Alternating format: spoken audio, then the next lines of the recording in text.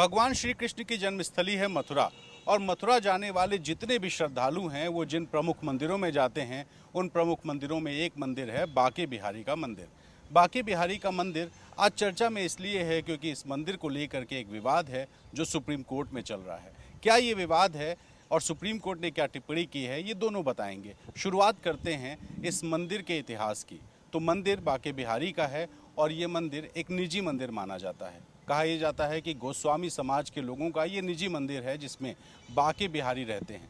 वो बांके बिहारी जिन्हें सजीव माना जाता है। ये माना जाता है कि भगवान श्री कृष्ण अपने बाल रूप में इस मंदिर में विराजे हुए हैं। ऐसे में उनके सोने का, उनके जगने का, उनके मालिश का, उनके भोजन का तमाम ऐसा समय है जो निश्चित है। हज़ारों लाखों की संख्या में जो श्रद्धालु वहाँ आते हैं उन्हें कई बार दिक्कतों का सामना इसलिए करना पड़ता है कि पतली गलियों से होकर के गुजरते हैं। मंदिर के कपाट दिन में अलग अलग समय पर बंद रहते हैं। तो ऐसे में उस पूरे इलाके को विकसित करने का एक विचार हुआ। लेकिन विचार जो हुआ है उससे पहले एक बार फिर पीछे ले जाएंगे।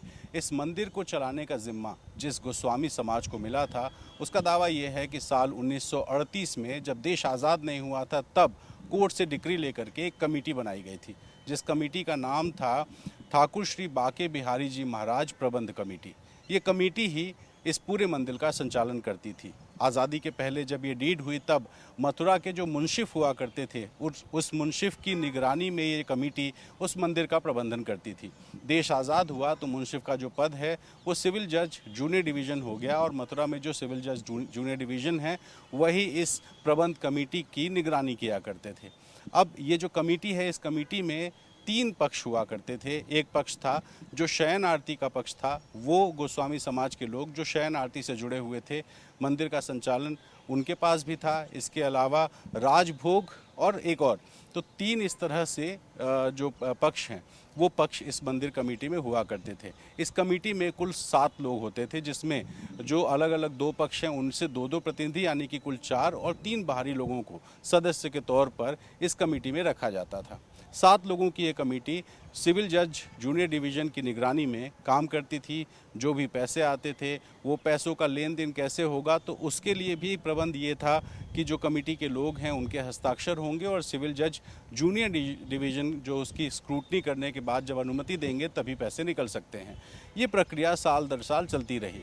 साल 2013 से लेकर के 16 जो इस कमेटी के अध्यक्ष थे उनकी अध्यक्षता में कुछ पैसों को लेकर के आरोप लगे कि गड़बड़ी की गई है। ऐसे में एक विवाद शुरू हुआ। विवाद इस बात का हुआ कि जो प्रबंध कमेटी है वो कमेटी के पैसों का दुरुपयोग कर रही है। विवाद बढ़ता गया तो साल 2016 में प्रबंध कमेटी के तत्कालीन अध्यक्ष ने इस्तीफा दे दिया और तब से इस कमेटी को लेकर के लगातार विवाद चल रहा था। अब उत्तर प्रदेश की योगी आदित्यनाथ सरकार ने एक अध्यादेश लाया इसी साल यानी कि साल 2025 में और इस अध्यादेश के ज़रिए एक कमेटी बनाई गई, उसको न्यास का नाम दिया गया यानी एक ट्रस्ट बनाया गया और कहा यह गया कि जो बांके बिहारी का मंदिर है इस मंदिर को अब अधिग्रहित किया जाएगा यानी कि इसके अधिग्रहण का अध्यादेश राज्य सरकार लेकर के आई और इस मंदिर के संचालन का जिम्मा अब उस कमेटी को नहीं होगा जो कमेटी सालों साल या दशकों से इस मंदिर का संचालन कर रही थी। अब सरकार की तरफ से गठित जो कमेटी है वो कमेटी ही इस मंदिर का संचालन करेगी और इस मंदिर कमेटी के पास जो 400 करोड़ रुपए हैं उसका भी जो ट्रांजैक्शन होगा वो सरकार द्वारा गठित ट्रस्ट की तरफ से ही किया जाएगा।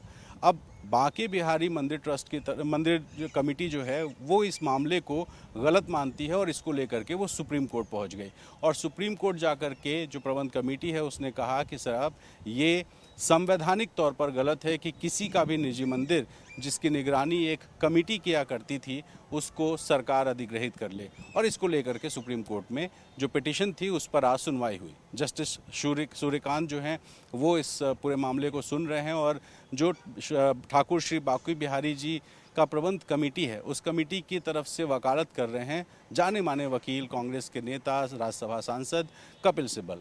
अब कपिल सिब्बल जब कोर्ट में पहुंचे उन्होंने अपना तर्क दिया कि साहब उत्तर प्रदेश सरकार ने जो ट्रस्ट बनाने का फैसला किया है वो संवैधानिक ही नहीं है क्योंकि गोस्वामी समाज का मंदिर है और गोस्वामी समाज ही इस मंदिर को चलाता रहा है। ऐसे में राज्य सरकार जो बांके बिहारी मंदिर में कॉरिडोर बनाना चाहती है वो पूरी तरीके से गलत है। इस मामले में जिरह होती रही और कोर्ट ने इसमें ये कहा है कि अब प्रबंध कमेटी की तरफ से कपिल सिब्बल बताएं कि देश में ऐसे कितने निजी मंदिर हैं जिन मंदिरों का राज्य सरकारों ने या केंद्र सरकार ने अधिग्रहण किया है, कितने ऐसे मंदिर हैं जो अधिग्रहित हैं और सरकार की तरफ से संचालित होते हैं। इस बीच में कपिल सिब्बल ने जब जरा आगे बढ़ाई तो जज की तरफ से टिप्पणी की गई कि एक बार वहां जाइए और वहां जा कर के देखिए कि आखिर मंदिर में किस तरह के लोग आते हैं, कितने लोग आते हैं, किस तरह से इसका संचालन किया जाता है। और एक हफ्ते बाद की यानी कि एक हफ्ते के बाद इस मामले में फिर से सुनवाई होगी। इस दौरान जो 400 करोड़ रुपए हैं, सरकार का ये कहना है कि चूंकि वो भक्तों की तरफ से दान दिए गए पैसे हैं, इसलिए जो कॉरिडोर बनाने का फैसला है वो भक्तों के उस दान के पैसे से ही बनना चाहिए।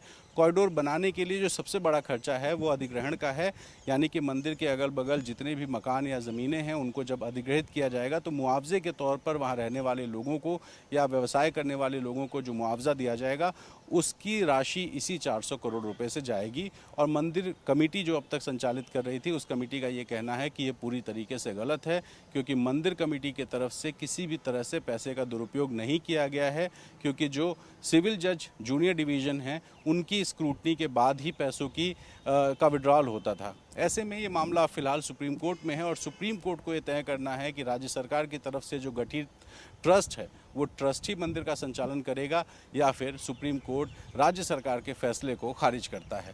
क्या होगा ये तो सुप्रीम कोर्ट को तय करना है, लेकिन जो बांके बिहारी मंदिर का मामला है वो निश्चित तौर पे एक बड़े कानूनी पेच में फंसा हुआ है।